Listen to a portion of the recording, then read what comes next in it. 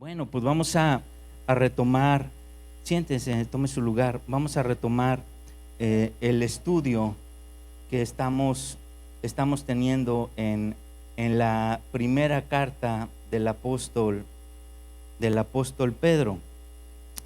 Y le voy a pedir que abra su Biblia ahí donde nos quedamos. No hemos salido todavía del capítulo 1.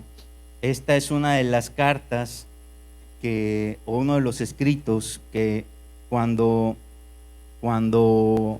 los abrimos en nuestra Biblia, tal vez por primera vez, siempre como que empezamos a leer un versículo y luego otro versículo y otro versículo, y es como una sobredosis de información que a veces nos llega tan de repente una tras otra que no alcanzamos a dirigir tal vez de una forma adecuada, y siempre habrá tiempo para que veamos con más calma algunas cosas. Yo me voy a regresar un poquito. La semana antepasada se habló acerca de la santidad y se habló acerca de el primer capítulo de la epístola, no hasta el final, pero yo voy a retomar un poquito antes de donde nos quedamos, solamente para dar un antecedente de lo que vamos a estar hablando el día de hoy.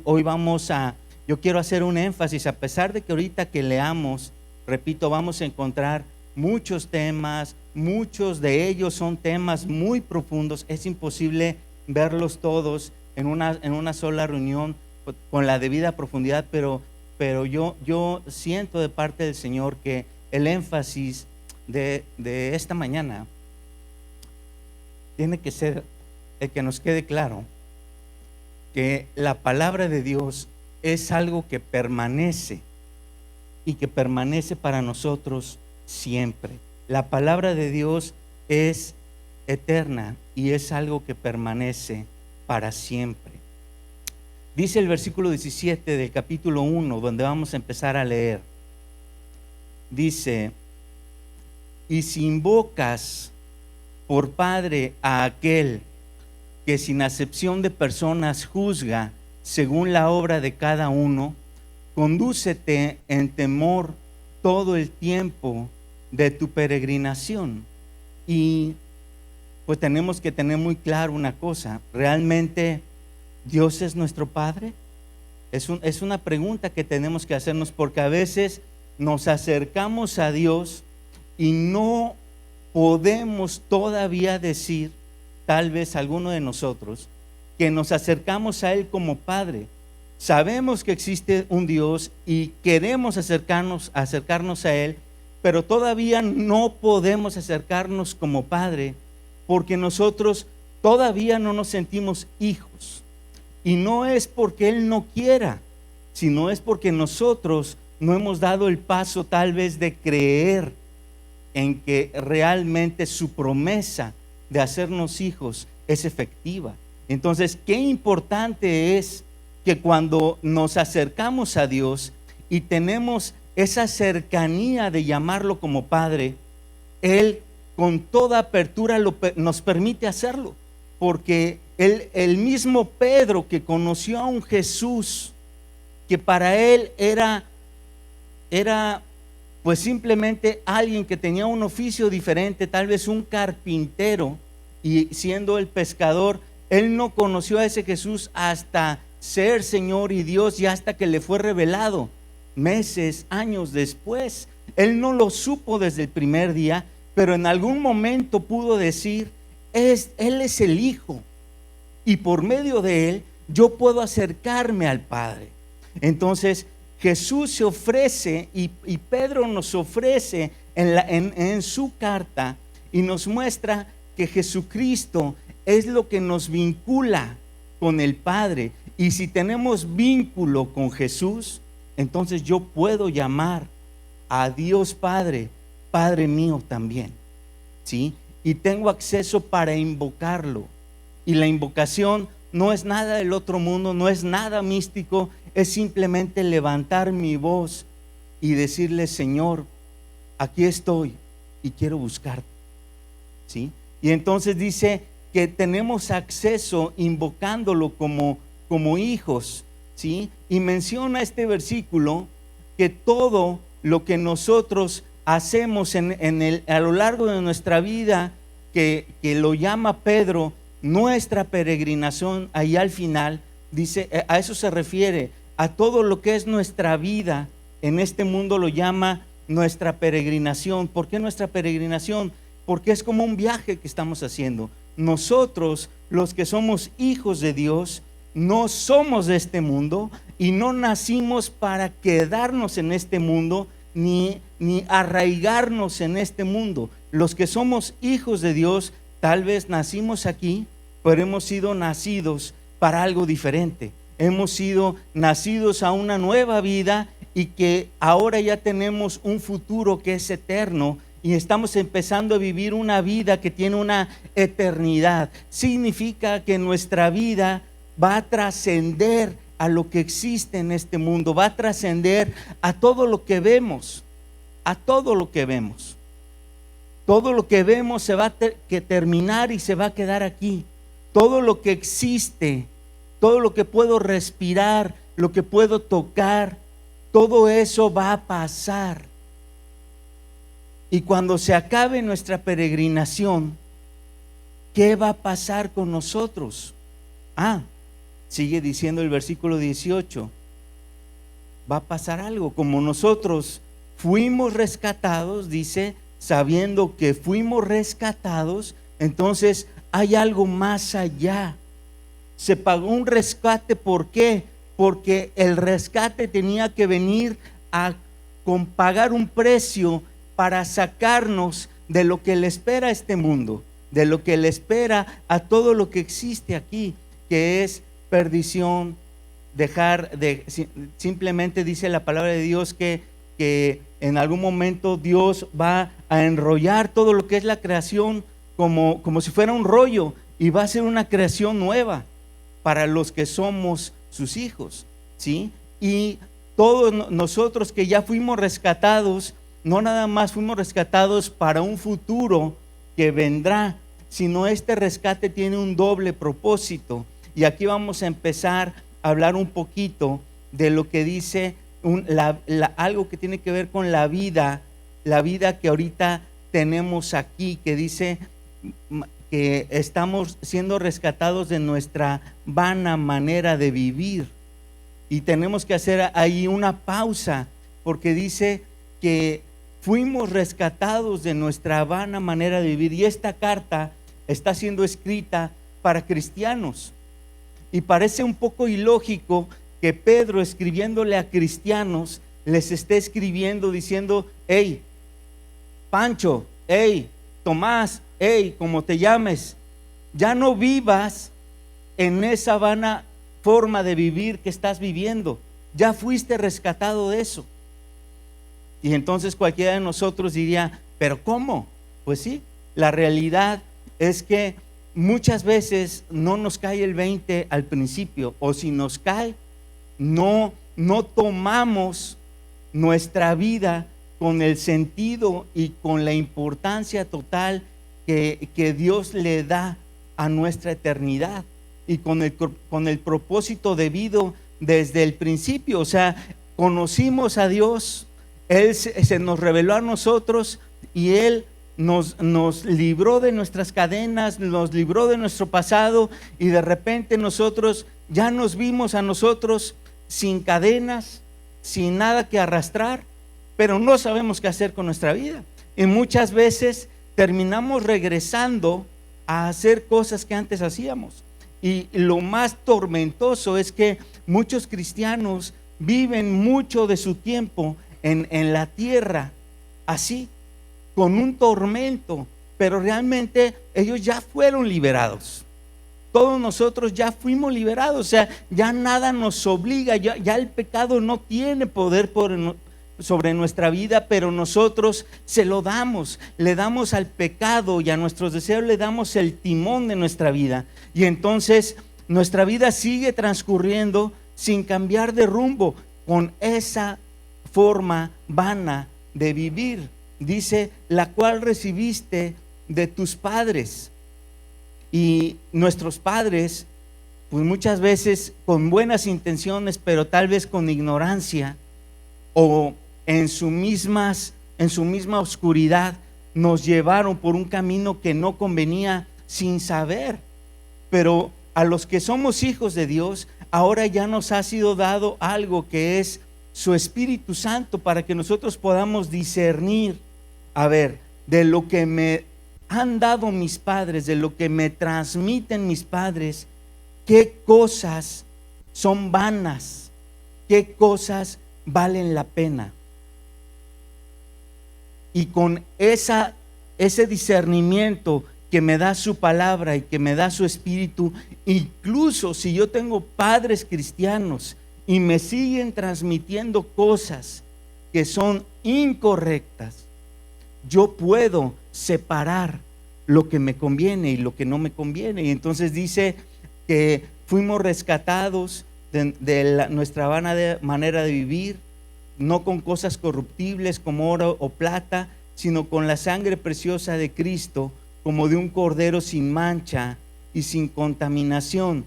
Ese precio fue la misma sangre de Jesús, hasta la última gota de sangre de Él fue derramada en ese madero, en esa cruz, y se quedó ahí para muestra de amor por cada uno de nosotros. Y ese amor vino a cumplir lo que estaba destinado, según lo que dice el versículo 20, que estaba destinado desde antes de la fundación del mundo, algo, que ese amor iba a ser palpable, iba a darse por todos nosotros, sus hijos. Dice, de tal forma que fue manifestado en los postreros tiempos por amor a nosotros. ¿Sí? Y ahí nos quedamos la semana pasada. Vamos a continuar. Y entonces, todo esto que estamos viendo, que Jesús vino a cumplir un propósito. Jesús vino a cumplir ese propósito por amor, y lo vino a hacer en un tiempo específico. En términos históricos, fue hace 2000 años o más de 2000 años. Pero en términos para nosotros, ¿verdad? Pero en términos para otra gente, pues a lo mejor fue en el futuro, como para todos los que están antes del Antiguo Testamento. Todo lo que sucedió en Cristo fue el futuro, pero para nosotros que estamos después de Cristo fue el pasado. ¿Alguna vez te has preguntado por qué no te tocó vivir antes? ¿Por qué no te tocó vivir durante? ¿O por qué nos está tocando vivir hasta después? Algunos diríamos, hubiera sido más fácil estar con Jesús. Imagínate, no sé si ser uno de los 12, o no sé si ser uno de los 70, pero verlo, escucharlo. ¡Wow! Cualquiera de nosotros diría, qué impresionante. Cualquiera creería. Pero la Biblia no dice eso. La Biblia dice que la mayoría de los que lo vieron y lo escucharon, que le aplaudían y lo aclamaban una semana, a la semana siguiente ya estaban diciendo, crucifícale. ¡Wow! Entonces, ¿te quieres ver en esa foto de los que estaban ahí? A lo mejor no. A lo mejor diríamos, no, el mejor en las épocas de Moisés, pasar en medio de un mar, ver una llama de fuego que guía a un pueblo, no sé, qué impresionante ver ese monte temblar, escuchar su voz tronar desde el cielo. Qué impresionante. Pero muchos, la mayoría, fueron necios y desobedientes y perecieron en el desierto. Entonces no era tan fácil creer. Hoy tampoco es fácil creer, porque alguno dice, no, pues no lo ven. ¿Cómo es que creen? Jesucristo dice, bienaventurados los que no me vieron, pero han creído. Bienaventurados los que escucharon o los que leyeron aquí y creyeron lo que no vieron. Bienaventurados somos si creemos así. Y entonces aquí dice el versículo 21, empezando, dice, mediante el cual crees en Dios. Y está hablando de Jesucristo, a quien le resucitó de los muertos quien le ha dado gloria para que vuestra fe y esperanza sean en Dios. Hermanos, sería imposible creer, tener una fe fuerte, firme y una esperanza que fuera como una roca, si mi fe y mi esperanza fueran algo diferente a Jesús, algo diferente a Dios. Si yo tengo mi fe, mi esperanza puesta en cualquier otra cosa, es algo que se va a mover, es algo que puedo perder. Pero si la tengo en Cristo, va a permanecer, va a estar bien cimentada, va a estar purificada. Dice el versículo 22, habiendo purificado vuestras almas por la obediencia a la verdad, mediante el Espíritu, por el amor fraternal no fingido. Amaos unos a otros entrañablemente de corazón puro. Y ahí nos vamos a detener, porque entonces tengo que empezar a explicar qué significa obedecer a la verdad, porque Pedro, desde versículos antes, él menciona que fuimos escogidos para obedecer a la verdad, y aquí nuevamente dice, habiendo purificado nuestras almas por la obediencia a la verdad. Y entonces la palabra de Dios usa dos términos para hablar de obediencia. Uno de los términos es lo que nosotros diríamos ya dejarse persuadir. Dejarse persuadir bíblicamente significa que cuando yo entiendo algo hoy, por ejemplo, cuando yo entiendo hoy algo que ayer no entendía, entonces el mismo conocimiento de lo que hoy entiendo me permite obedecer. Eso es dejarme persuadir. Y entonces hay, por ejemplo, cuando ya los que todos ya pasamos de los 30, que ya tenemos hijos, siempre decimos, por eso me decían esto mis papás, mis tíos, mis abuelos. Ahora lo entiendo. ¿Por qué? Porque es un conocimiento que ahora tengo, antes no lo tenía. Entonces antes me pasaba por aquí el conocimiento y no podía yo obedecer, pero ahora que ya entiendo cosas, porque tengo un conocimiento, puedo dar un paso de obediencia. ¿Sí? Puedo dar un paso de obediencia.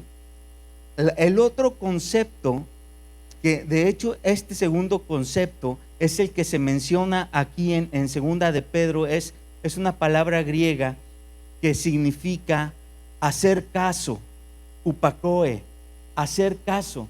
Y hacer caso implica que en la instrucción que alguien te da, tú la hagas en el momento que te dan la instrucción, aunque no la entiendas. Son cosas diferentes. La primera tiene que ver, ya que entendí algo, lo puedo obedecer. Pero aquí la palabra que se usa en segunda de Pedro es una palabra en la que dice Pedro, hay que obedecer la verdad, aunque no entiendas la verdad.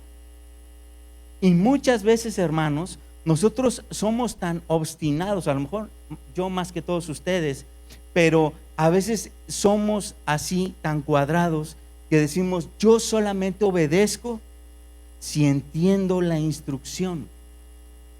Y saben que hay veces que no puede ser así, y por eso Dios en su palabra se reserva esta obediencia para esos momentos, porque hay momentos en los que tenemos que obedecer la instrucción rápido. Imagínate que ahora que está lloviendo y que vimos cómo caía agua por todas partes y veíamos noticias y decíamos, ¿de dónde sale tanta agua? Imagínate que tú estás en el vado jugando y te dan una instrucción y tú dices, luego, ¿qué dijo? Y bolas, el agua arrastra contigo por no atender una instrucción. Entonces hay veces que la palabra de Dios tenemos que obedecerla aunque no la entendamos. De hecho, a todos nosotros nos conviene ejecutar la palabra de Dios así. ¿Por qué razón? Porque Dios nunca nos va a dar una instrucción que no sea por nuestro bien. Dios nunca nos va a decir algo que atente contra mí. Nunca. Si mis padres, siendo malos, me dan buenas instrucciones, buenos consejos, Dios, el Dios de los dioses, nunca me va a decir algo que atente contra lo que me conviene. Yo debería tener mi voluntad doblegada a que en cuanto Dios diga algo, yo accione y obedezca. Pero a veces no somos así. ¿Y por qué no somos así? Porque a veces nuestra alma no ha sido purificada. Por eso el versículo dice: habiendo purificado vuestras almas por la obediencia a la verdad. Si mi alma no es pura, no puedo obedecer. Pero es también como un círculo vicioso. Si yo no obedezco, tampoco mi alma se purifica. Y entonces yo estoy atorado. A veces mi vida cristiana está atorada sin avanzar.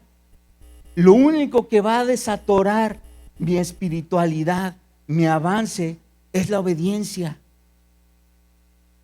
Habiendo purificado mi alma por la obediencia, puedo avanzar. Y dice: mediante el Espíritu, para el amor fraternal no fingido. Y entonces aquí vemos que la otra cosa o la otra forma en la que yo puedo purificar mi alma es por medio del Espíritu Santo.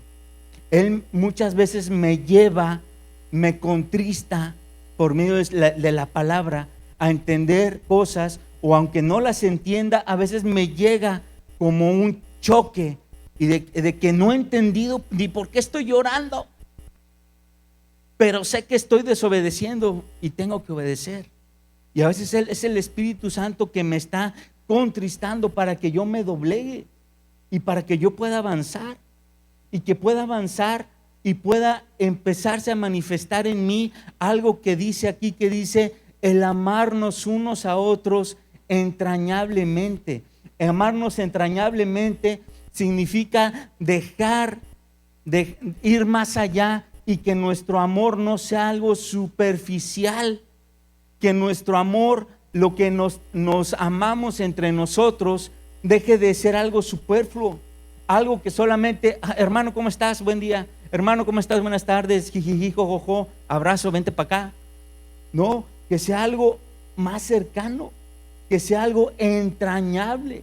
Nadie puede amar a Dios entrañablemente si no ha dejado que en su vida entre su palabra y entre su espíritu.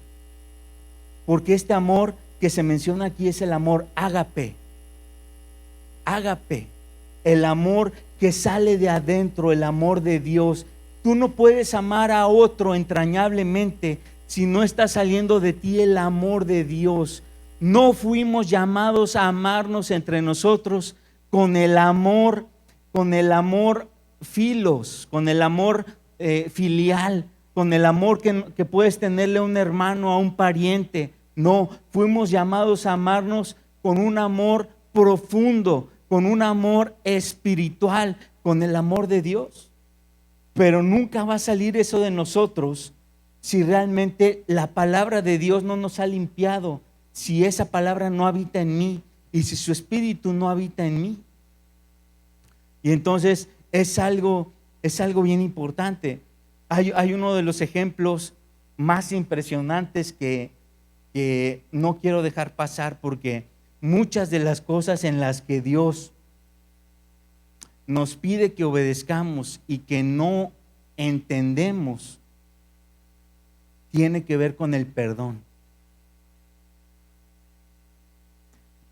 Y nunca vamos a entender por qué Dios nos pide perdonar. Nunca. ¿Saben hasta cuándo? Hasta que ya perdonamos. No lo vas a entender hasta que después ya lo veas en tu pasado y digas, wow, cuánto tiempo estuve cargando con ese dolor, cuánto tiempo estuve cargando con esa amargura, cuánto tiempo estuve cargando. Si desde el primer día Dios me dijo que perdonara, pero yo decidí no hacerlo, yo decidí no ser obediente. Y entonces la obediencia es una de las cosas que Dios nos pide hacer, y en el perdón, ahí es un muy buen ejemplo de cosas que no entendemos. ¿Por qué Dios nos pide perdonar a alguien que nos afectó, que nos lastimó, que fue grotesco o nos abandonó? No sé, algo importante que Dios nos pide hacer, pero que no lo entendemos hasta que por fin lo podemos hacer.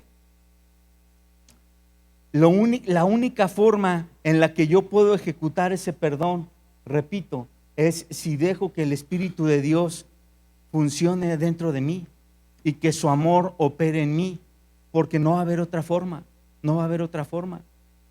Es una de las cosas que Dios nos permite hacer sin a veces entenderlo. La palabra dice que debemos aprender a vivir como Cristo. Ninguno de nosotros ve a Cristo, o ustedes lo ven, con sus ojos lo ven todos los días. No lo vemos. Pero ¿cómo podemos aprender a vivir como Cristo?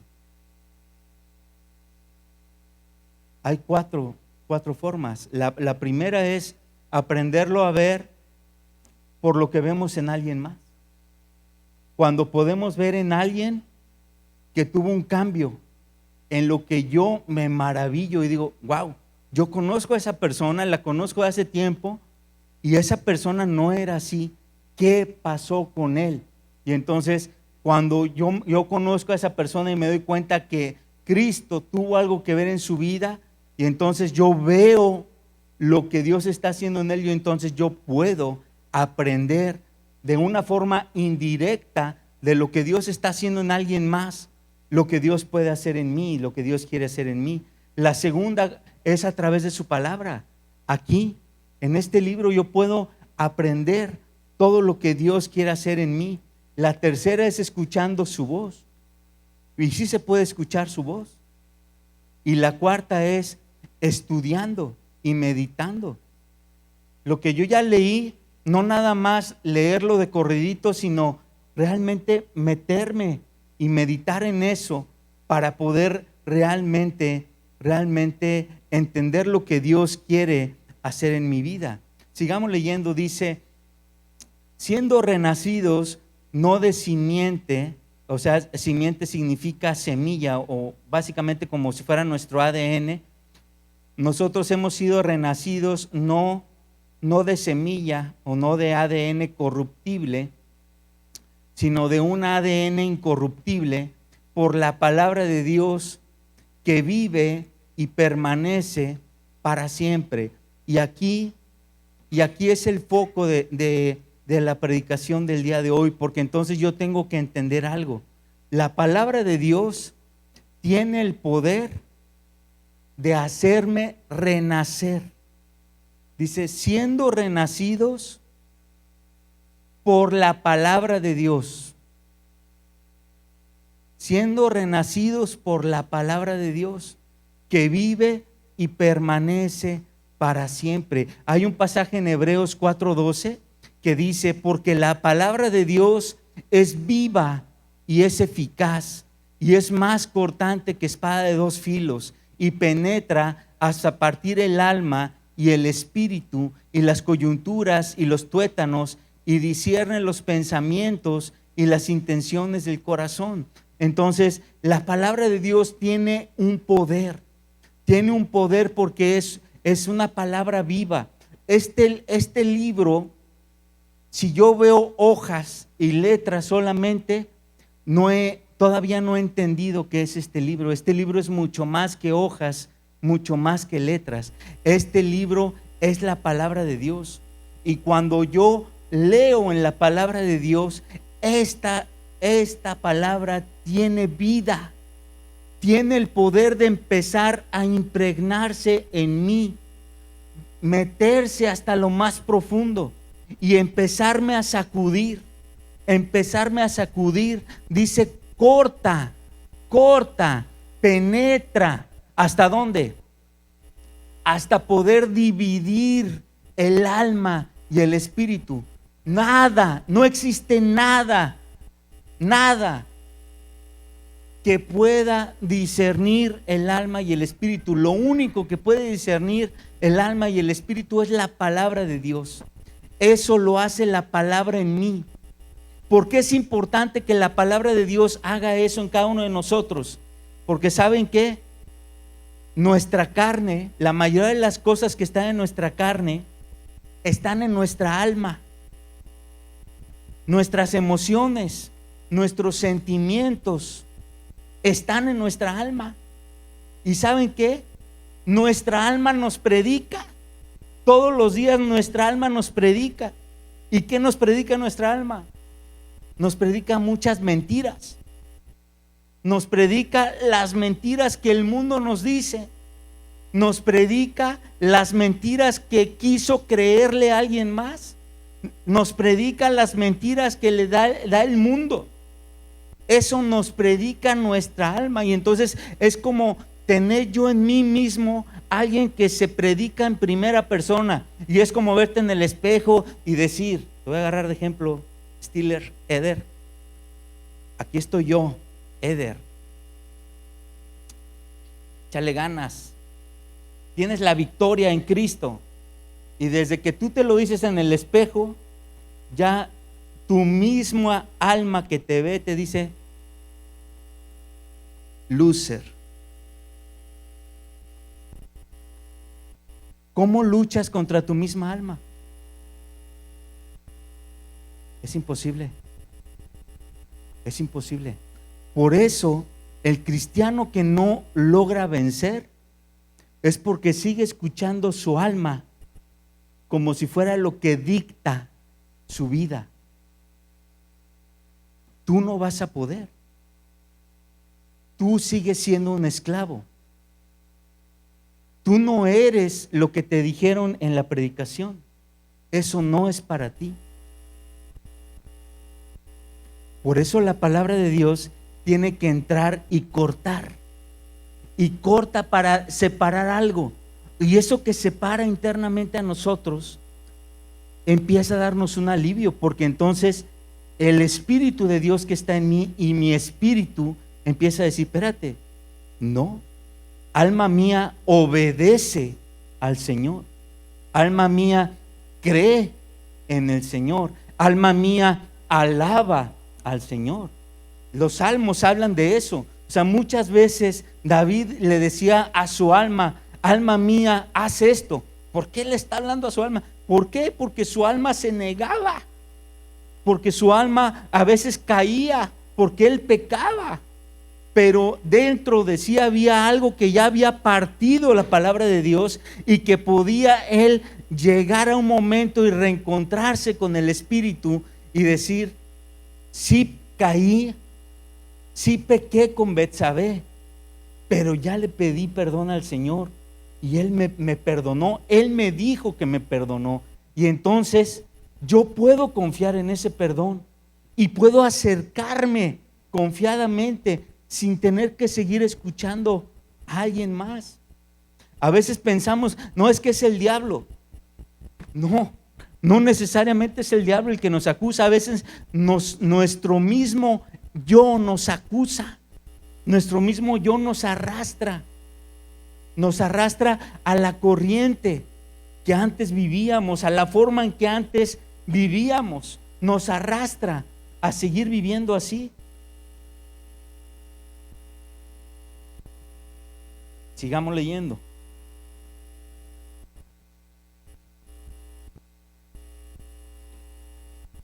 Vámonos antes de seguir leyendo ahí en segunda de Pedro, vámonos al Salmo 19, porque ya nos estamos dando cuenta entonces que la palabra de Dios tiene algo bien importante que hacer en nosotros.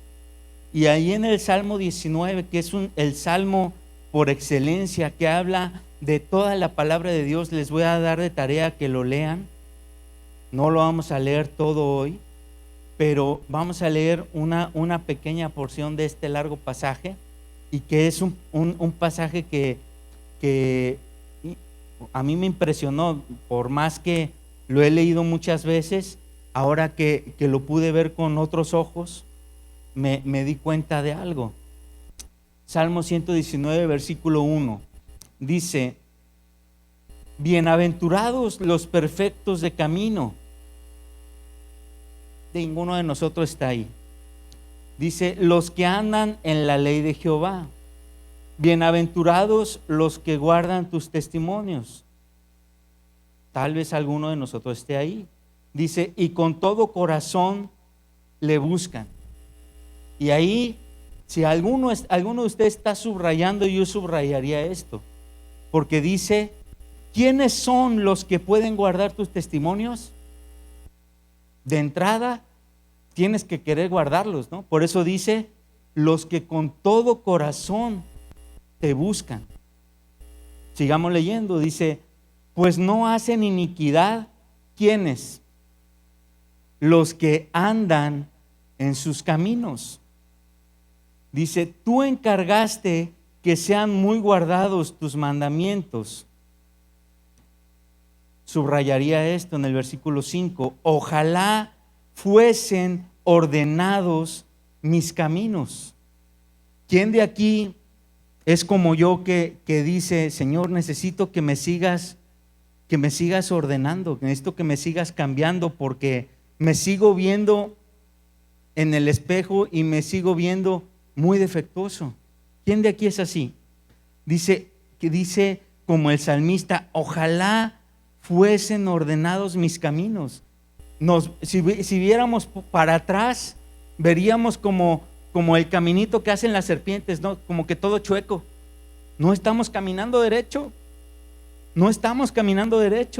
Pero tenemos el deseo de caminar derecho, pero a veces no nos alcanza. ¿Y sabes qué? Nunca nos va a alcanzar con nuestras fuerzas. Nunca. Tiene que llegar un momento en el que todos nosotros reconozcamos y le digamos al Señor: ojalá fueran ordenados mis caminos. Y esto obviamente diciéndoselo a Dios. Dice: para guardar tus estatutos, entonces no sería avergonzado. Y esto no es que te avergüence que alguien más te vea. Este tipo de vergüenza es la vergüenza que provoca el vernos en el espejo, porque ahí nos vemos nosotros como nosotros somos, como sabemos que somos. Ahí, en esa vergüenza que nosotros a veces tenemos de las cosas que hacemos, lo único que nos va a sacar de esas vergüenzas es que podamos ir ante el Señor y decirle: Señor, ordena mis caminos. Señor, y dice después: cuando atienda todos tus mandamientos. Permíteme, Señor, atender todos tus mandamientos. Dice: te alabaré con rectitud de corazón. Y notemos otra vez ahí: cuando aprendiere tus justos juicios. ¿Cuándo vamos a alabar a Dios con rectitud? Cuando aprendamos su palabra, cuando la aprendamos. Dice: tus estatutos guardaré, no me dejes enteramente. ¿Quién de ustedes a veces dice: Señor, me siento solo? ¿Dónde estás? Y no es que Él nos haya abandonado, es que yo no estoy guardando sus estatutos ni sus mandamientos. Y entonces dice: tus estatutos guardaré, no me dejes. ¿Con qué limpiará el joven su camino? Con guardar tu palabra.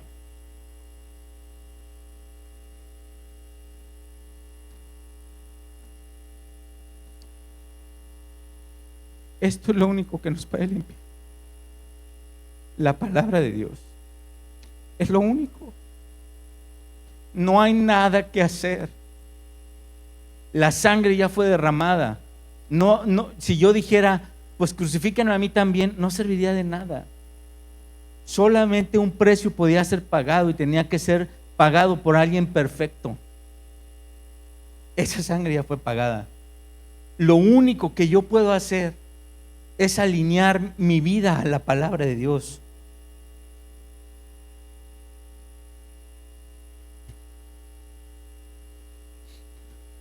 Y dejar que me limpie. Si ustedes son como yo, a veces le tenemos miedo a la palabra de Dios, a las partes que nos confrontan, a las promesas.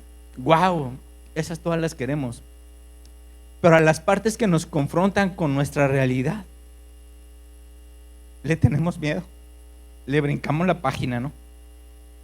Esas las leemos más de pasadita. Pero yo quiero decirte algo. Lo único que puede limpiar ese camino es que tú te quedes ahí. Que tú te quedes ahí y agarres esa palabra como si fuera algo que te limpiara. Pásatela. Y no estoy hablando de que te pase el libro, no, sino que medita y pídele a Dios que use esa palabra de lo que Dios te está mostrando que quiere cambiar en ti, para que realmente cambie en ti algo. Porque solamente eso nos puede limpiar. Dice: con todo mi corazón te he buscado. Si realmente quieres cambiar, la única forma es buscar a Dios con todo tu corazón. Es imposible que alguien diga: no, es que yo voy siempre voy a la iglesia, pero que no cambie. ¿Sabes qué? Esa persona está yendo a la iglesia y no cambia porque realmente no está buscando con todo su corazón a Dios. Está buscando otra cosa, está buscando cumplir, está buscando asistir. Pero la única cosa que va a cambiar algo en tu vida de una forma real es que con todo tu corazón lo busques. Con todo tu corazón. Dice: no me dejes desviarme.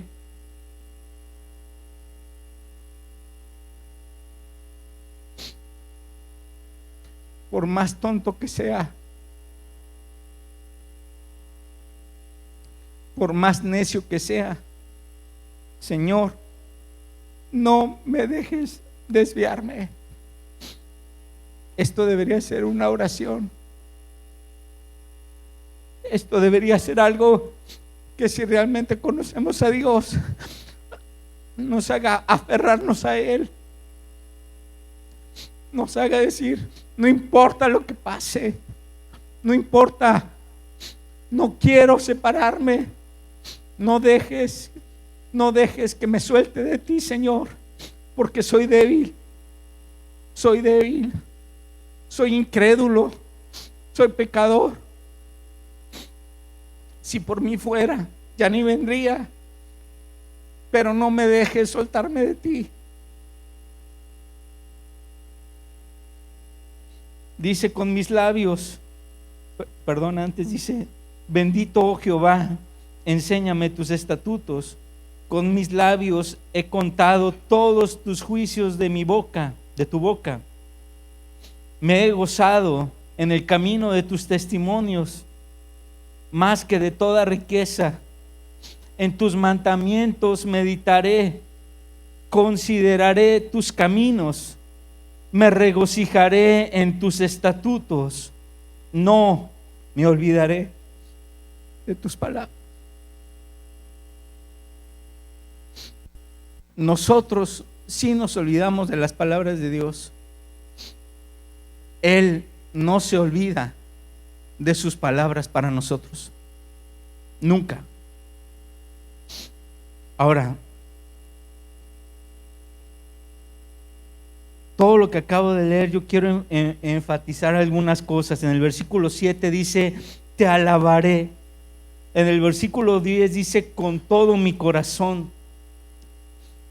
O sea, empieza a decir cómo. Y luego dice el versículo 13, con mis labios.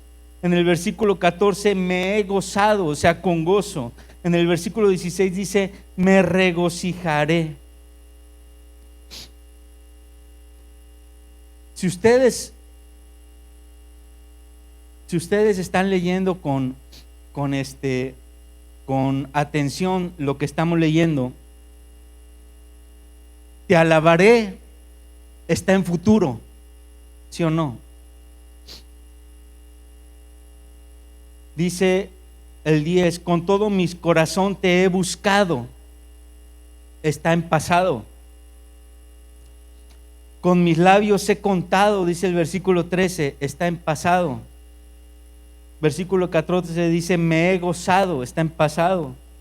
Versículo 16 dice, me regocijaré, está en futuro. Versículo 24, más adelante dice, pues tus testimonios son mis delicias. ¿Está en qué? En presente. No vamos a seguir leyendo más de este capítulo, pero simplemente quiero hacer una anotación. Este pasaje hace como un intercalado: futuro, pasado, presente, futuro, pasado, presente, porque la palabra de Dios no puede ser algo que esté nada más hoy y ya no esté, o que haya estado ayer y después ya no esté. La palabra de Dios tiene que ser algo que continuamente en nuestra vida esté, en nuestro pasado, en nuestro presente y en nuestro futuro. Solamente así la palabra de Dios va a ser viva y eficaz en mí. Solamente así. Si yo pienso en la palabra de Dios como algo que pasó, estoy muerto. Necesito esa palabra de Dios hoy para alimentarme. Hoy la necesito y la voy a necesitar en mi futuro. Por eso dice, te buscaré, te alabaré. Y entonces, si yo aseguro hoy vivir conectado a esa palabra de Dios de esa forma, voy a asegurar que en mi futuro haya un futuro donde yo pueda alabar y amar a Dios. Si no, no va a existir ese futuro en mi vida. ¿Por qué vemos tanta gente que se va? Tanta gente que ya no piensa de Dios como antes pensaba. Tanta gente que dice que deja de creer. ¿Por qué? Una de dos. Tal vez porque nunca estuvo, no eran de nosotros, como la palabra de Dios dice, o porque dejaron eso en su pasado. Lo dejaron y perdieron el rumbo. Dice, regresemos a primera de Pedro 1:24. Dice, porque toda carne es como hierba, y toda la gloria del hombre como flor de la hierba. La hierba se seca y la flor se cae. Volteen a ver sus manos, por delante, por detrás. Ya no son las manos de un niño, ¿verdad? Ya los niños no están aquí adentro. Tal vez Edgar, porque está aquí, yo creo que es de lo más. Bueno, ahí tenemos un niño. El único que puede decir, mis manos sí son de niño. Pero mientras más años pasen, esas manos nos dirán una gran verdad. Nuestra carne es como la hierba. Por más y mejor crema que uses, así salgas todo cremoso de tu casa, esa carne se va a secar. Nos estamos secando. Nos estamos secando. Dice, la carne es como la hierba. Y al final dice, la hierba se seca y la flor cae. Pero en medio dice algo interesante: toda gloria del hombre es como flor de la hierba. O sea, todas nuestras glorias, ¿qué vendrían a ser nuestras glorias? Lo que nosotros decimos, nuestros mejores momentos en nuestra vida. Pueden ser momentos espirituales, pueden ser, no sé, otro tipo de momentos, depende de cómo pienses. Pero todo eso que tú consideras gloria en tu vida se va a perder, va a pasar, porque estamos en un tiempo y en un cuerpo que va a dejar de ser. Y todo lo que estamos viviendo es algo temporal. En Primera de Juan, versículo 2:16 dice: todo lo que hay en el mundo, los deseos de la carne, los deseos de los ojos y la vanagloria de la vida, no proviene del Padre, sino del mundo. Y el mundo pasa y sus deseos, pero el que hace la voluntad de Dios permanece para siempre. Cualquiera de nosotros que somos hombres, hijos de Dios, y que decimos, yo soy hombre y soy hijo de Dios, mi carne se va a secar. Sí, se va a secar. Tus glorias en este mundo van a ser como flor de hierba. Sí van a ser como flor de hierba. Pero puede haber algo que permanezca, puede haber algo que trascienda. ¿Qué es lo que puede permanecer o lo que puede trascender? Aquello que realmente estemos viviendo de acuerdo a la voluntad de Dios. O sea, si yo estoy viviendo la vida que Dios me tiene para mí y la estoy viviendo como Él quiere, esa vida va a trascender. Esa vida va a pasar de este mundo. Yo ya empecé a vivir mi vida eterna desde aquí. Y sería bueno que lo empezáramos a hacer, porque si no, podemos ser del otro tipo de personas. Aquellas personas que a lo mejor pudieron lograr todo en este mundo y tener todo en este mundo, pero que van a pasar a la historia como algo que simplemente va a quedar en el olvido, porque todo se va a olvidar. Todos nosotros conocemos gente famosa. Voy a mencionar algunos nombres de las últimas personas famosas que han muerto, que algunos de ustedes conocen y algunos tal vez no. Pero pues, a todos los que son músicos aquí en la iglesia, o son músicos en su casa, o son músicos simplemente porque tienen la música por dentro, seguramente conocieron o escucharon alguna vez de Michael Jackson, de Whitney Houston, de Tina Turner. Eran lo mejor de lo mejor en su mundo, en su tiempo. ¿Dónde están ahorita? No sabemos, pero lo que sí sabemos es que su recuerdo está pasando. Pregúntale a Edgar, ¿quién es Tina Turner? No sabe. Pregúntale a la nieta de la hermana Luz, ¿quién es Tina Turner? No sabe. Es más, yo me acuerdo por mi mamá. Pero ¿quién fue Michael Jackson? Ya los niños no saben. ¿Cómo lo van a saber? Alguna vez les va a aparecer ahí en su celular: hoy se conmemora la muerte de Michael Jackson. ¿Quién habrá sido ese? ¿Quién sabe? ¿Qué hizo? Pues que es que era famoso. Hay otros que pueden ser actores, no sé, Paul Walker, Heath Ledger, el Guasón, Matthew Perry, que algunos lloramos que se fue Chandler, pero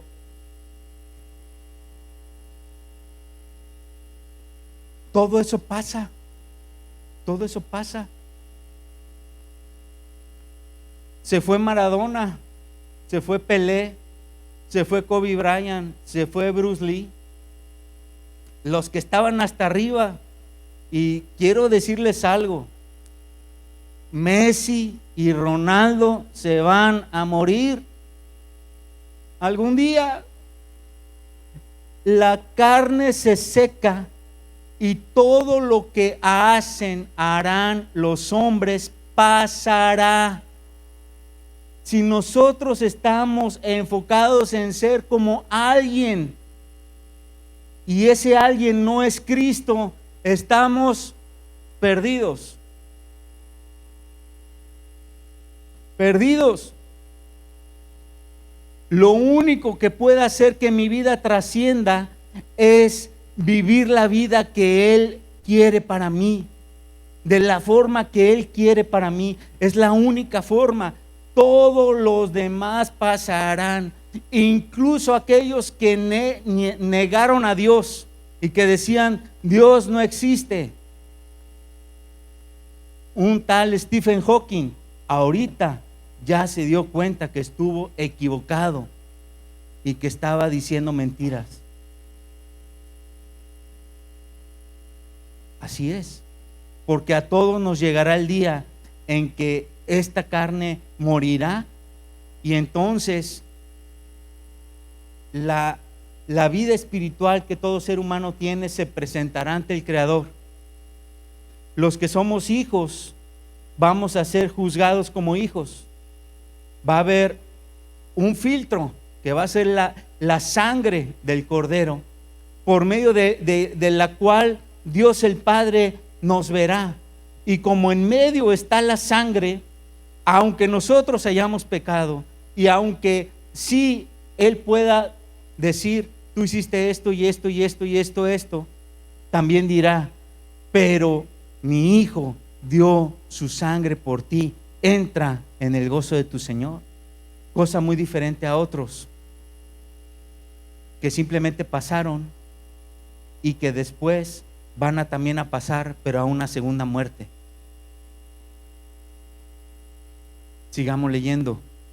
Dice el versículo 25.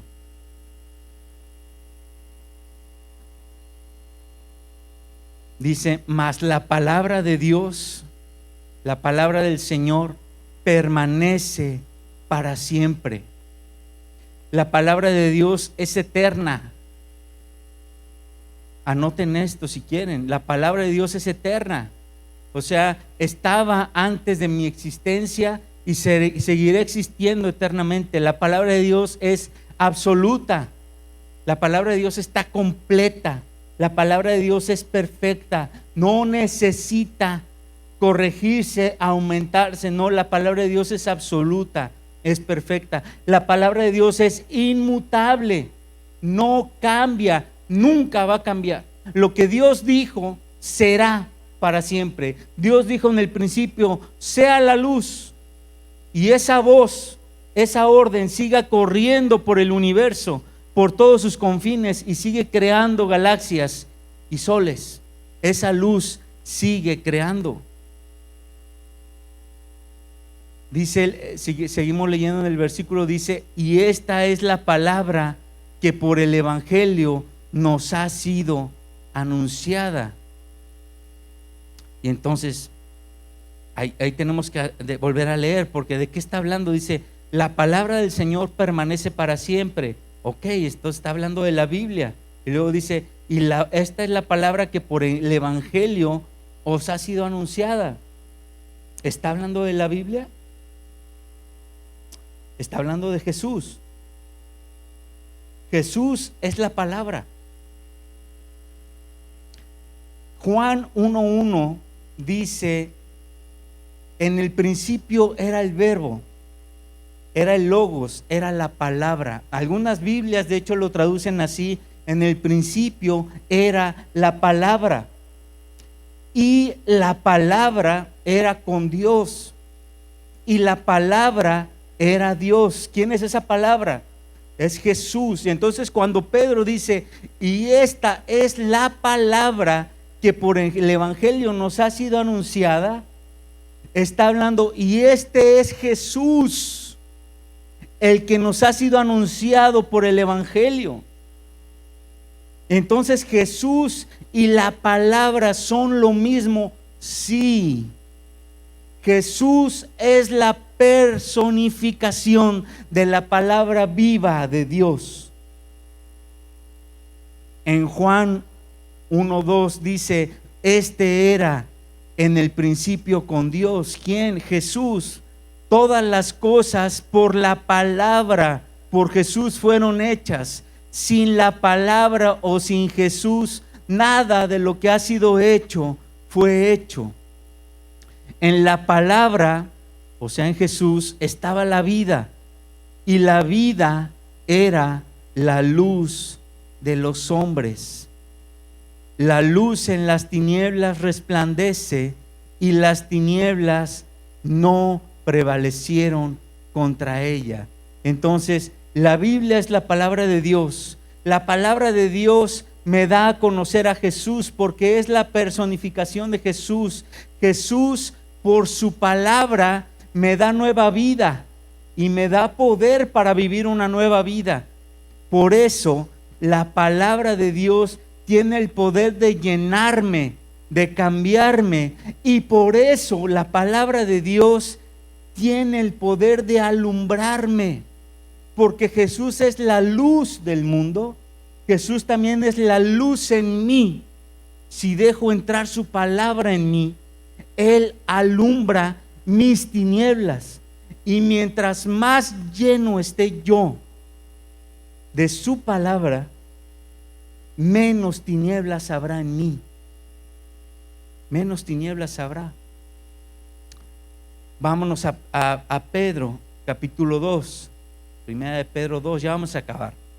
Dice, desechando pues toda malicia, todo engaño y toda hipocresía, envidias y todas las detracciones, deseen como niños recién nacidos la leche espiritual no adulterada, para que por ella crezcáis para salvación, si es que habéis gustado de la benignidad del Señor.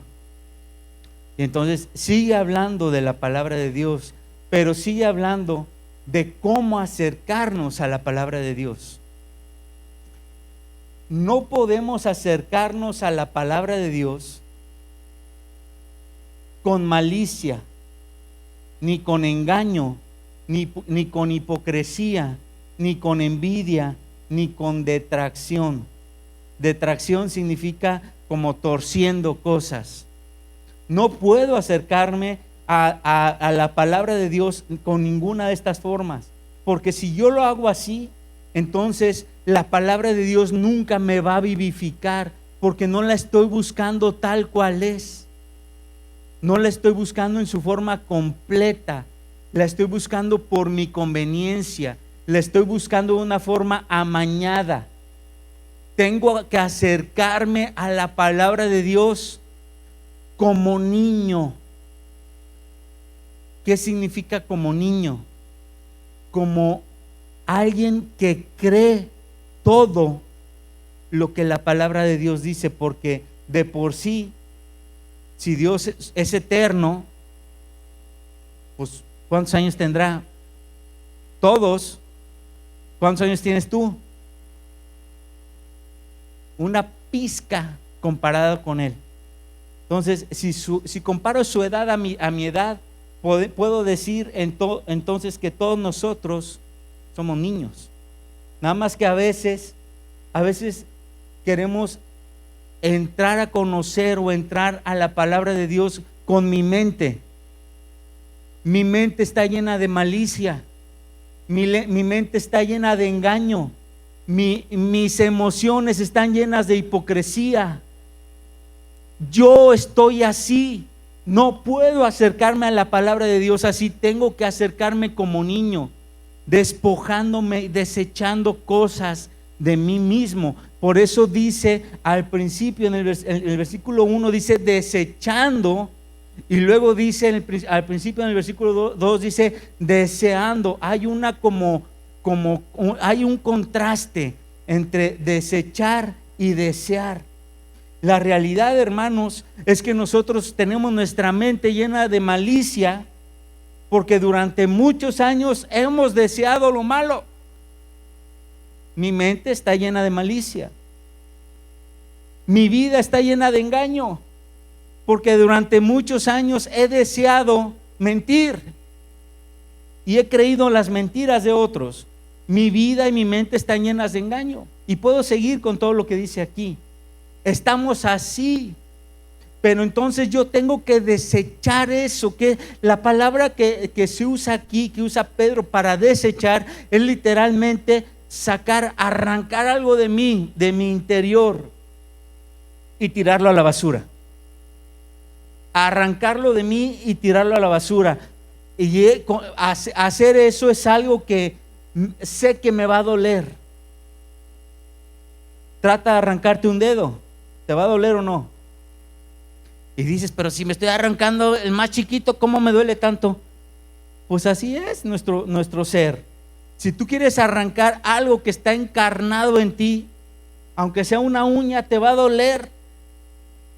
Muchísimo te va a doler, pero tienes que hacerlo. Y lo único que te va a llevar a hacerlo es primero que te des cuenta por medio de la palabra cómo estamos, y después que tome una decisión por el Espíritu de Dios, fortalecido en su espíritu, para entonces ahora sí decirle: Señor, ayúdame a arrancar de mí.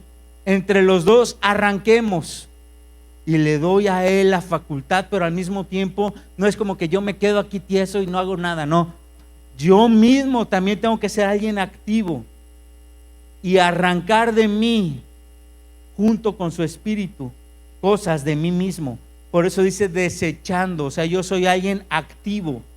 Yo soy alguien activo en esto. Y tengo que empezar a tomar decisiones para empezar a desear otras cosas. Si antes deseaba lo malo, lo único que va a impedir que eso regrese es que yo empiece a amar otra cosa, que mi vida se empiece a llenar de otra cosa, de su palabra, pero sobre todo de su presencia, de su amor. Entonces ese contraste de desechar y de desear solamente se cierra con el versículo 3, cuando dice: si es que has gustado la benignidad del Señor. Y eso de gustado es, ustedes han probado, ¿has probado en tu vida que realmente Dios es bueno? ¿Lo has probado? Si lo has probado, entonces ¿por qué tienes miedo de arrancar de ti cosas si Él te lo está pidiendo? Si has gustado que Él es bueno y que Él está contigo, ¿por qué no dar el paso de obediencia hoy? Si Él es bueno y Él siempre ha estado contigo, ¿por qué no dejar el pasado atrás ya a partir de hoy? ¿Por qué no dejar mis tinieblas en el pasado y dejar que su luz alumbre mi vida? ¿Por qué no hacerlo hoy? Si he gustado su benignidad. Algo tiene que pasar en nosotros. Y para terminar y darnos cuenta de qué es lo que tiene que pasar con nosotros, vámonos al libro de Éxodo, capítulo 33.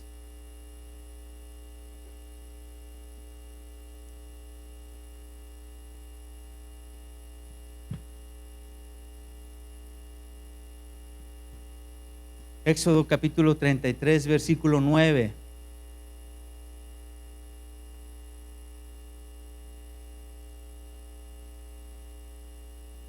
Y aquí vamos a empezar a ver cómo. Dice: cuando Moisés entraba en el tabernáculo, ¿qué es lo que hacía Moisés? Entraba en el tabernáculo. Él tomaba una iniciativa. ¿De qué? De entrar en el lugar donde se conectaba con Dios. Él tomaba esa iniciativa. Ahí vemos un cómo. Dice: la columna de nube descendía y se ponía a la puerta del tabernáculo, y Jehová hablaba con Moisés. Entonces aquí vemos un cómo. Yo quiero estar conectado con Dios y quiero que Dios me hable. Yo tengo que ser intencional buscando a Dios, y tengo que conectarme con Él en el lugar donde yo personalmente me conecto con Él. Todos tenemos que tener un lugar así. Y si yo tengo ese lugar, Dios no va a dejar de buscar conectarse conmigo, porque dice su palabra que Él responde a cualquiera que lo invoca. Sigamos leyendo. Dice: y viendo todo el pueblo la columna de nube que estaba a la puerta del tabernáculo, se levantaba cada uno a la puerta de su tienda y adoraba. O sea, había otras personas que veían que cuando este hombre oraba, algo pasaba. Empezaban a escuchar voz, empezaban a ver una nube, un fuego, empezaban a ver cosas. Inclusive otra gente adoraba. Dice: y hablaba Jehová a Moisés. ¿Cómo hablaba? Cara a cara. ¿Saben qué? No había necesidad de que Moisés le dijera a María, su hermana, o al sacerdote, por más que fuera el sumo sacerdote, su otro hermano, que les dijera: oigan, oren por mí, porque como que Dios me ha dejado. No. Quiero hablar con Dios, voy al lugar donde siempre he hablado con Él, me encuentro con Él, Él baja y Él habla cara a cara con Moisés. Dice, ¿cómo hablaba con Moisés? Qué impresionante que dice cara a cara, pero no está diciendo que físicamente se veían, sino que es una expresión hebrea en la cual hay una cercanía tan clara, y que también está escuchando su voz de una forma muy directa, y dice como habla cualquiera a su compañero. Y él volvía al campamento, pero el joven Josué, hijo de Nun, su servidor, nunca se apartaba en medio del tabernáculo. Y entonces aquí vemos a un muchacho que había sido su servidor, y que este muchacho estuvo mucho tiempo escuchando a Dios de una forma indirecta, pero cuando le pasaron la estafeta, él no tuvo que hacer como que ninguna confesión de fe. No, yo sí creo, pues no lo he escuchado nunca, pero sí creo. No, él ya lo había escuchado. Entonces fue muy fácil para Josué decir: en el mismo Dios que creyó Moisés, yo voy a creer porque yo lo he escuchado. Dice, y dijo Moisés a Jehová: mira, tú me dices a mí, saca a este pueblo, y tú no me has declarado a quién enviarás conmigo. Sin embargo, tú dices: yo te he conocido por tu nombre, y has hallado también gracia en mis ojos. Y entonces aquí nos encontramos tú y yo como este Moisés, momentos en los cuales nos sentimos en que tenemos una misión que hacer,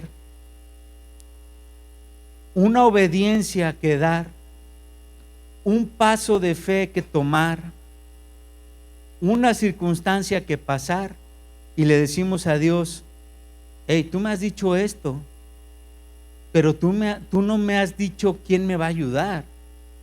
Dice: no me has declarado a quién enviarás. Tú no me has dicho si va a haber alguien que esté orando conmigo. Tú no me has dicho nada. Dice: sí me has dado promesas, me has dado la promesa de que me has conocido por mi nombre, y de que he hallado gracia en tus ojos, pero no me has dicho a quién mandarás. Como que Moisés ya está pensando en que va a llegar un momento en que va a entrar a la tierra prometida, y él tal vez piensa que la época de la nube, la época del fuego va a terminar, y sí va a terminar, pero él piensa que Dios solamente estaba hasta ahí, hasta la nube o hasta el fuego, y tiene una cosa más que aprender de Dios, como nosotros, que siempre tenemos muchas cosas más que aprender de Dios, y Él siempre nos dice: espérate, yo aún más allá, yo voy a estar contigo, aunque tú pienses o no te haya yo dicho más allá qué va a pasar. Si yo te digo que en el capítulo 30 va a pasar algo, y he estado contigo del 1 al 29, ten la seguridad que estaré contigo en el capítulo 30 de tu vida, porque yo he estado contigo los capítulos anteriores.